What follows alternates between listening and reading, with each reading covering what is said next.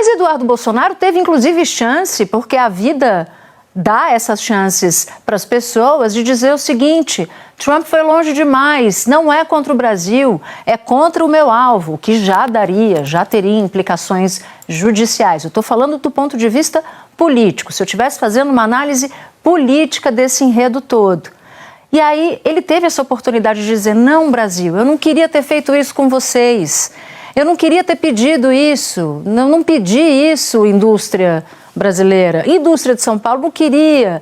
Puxa vida, vocês que produzem suco de laranja, que mandam a laranja para os Estados Unidos para produção de suco, não queria, produtor paulista, fazer isso com vocês. Mas não, quando veio a ameaça de Trump, ele disse: fui eu. E como disse o Gabeira, ele não disse só fui eu desconcertado pelo potencial prejuízo que pode dar ao seu próprio país. Ele disse: fui eu com orgulho. Fui eu o grande articulador dessa parada contra o Brasil. Aí ele faz uns contorcionismos dizendo: olha, o Brasil não é uma democracia, o julgamento não cumpre os ritos. Cumpre. Outros ministros já votaram, inclusive, na colocação de tornozeleira eletrônica no próprio pai por obra do filho. Porque, veja, Bolsonaro está com tornozeleira eletrônica não porque ele é alvo de uma ação penal, ele é réu de uma ação penal por tentativa de golpe de Estado. Bolsonaro está com tornozeleira eletrônica porque o seu filho, em fevereiro, achou uma boa ideia ir para os Estados Unidos articular uma operação contra a justiça brasileira. E o resultado dessa operação foi uma atuação contra o país.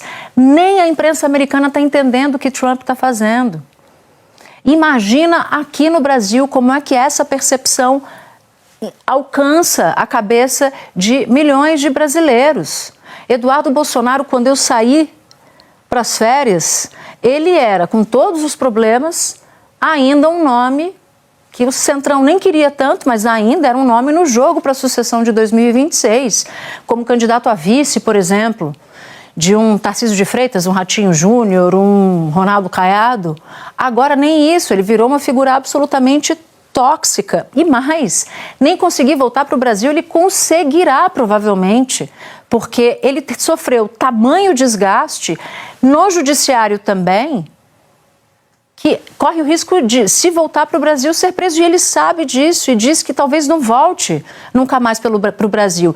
E tem um agravante: Donald Trump, se a democracia continuar imperando nos Estados Unidos, ele vai ser presidente por 4 anos. Se ele não eleger um sucessor que proteja a família Bolsonaro, é possível que o Eduardo seja mandado de volta para casa e aí sim ter que encarar a justiça.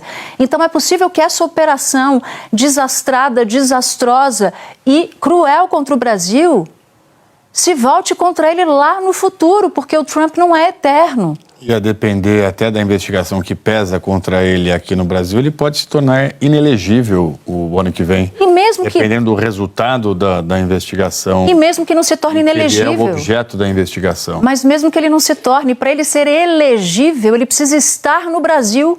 Para se candidatar, ele precisa estar no Brasil. Se ele não pode voltar para o Brasil porque corre o risco de ser preso, a elegibilidade dele é um segundo passo que nem vai ser alcançado, uma segunda etapa que nem vai ser alcançada. Então, a impressão que eu tenho nesse lapso temporal de 2 semanas é que ninguém calculou exatamente o próximo passo e os passos seguintes estão sendo dados com potencial destrutivo enorme para o Brasil, para o próprio pai, que já está com tornozeleira eletrônica, e, sobretudo, no futuro, o potencial explosivo para o próprio Eduardo Bolsonaro.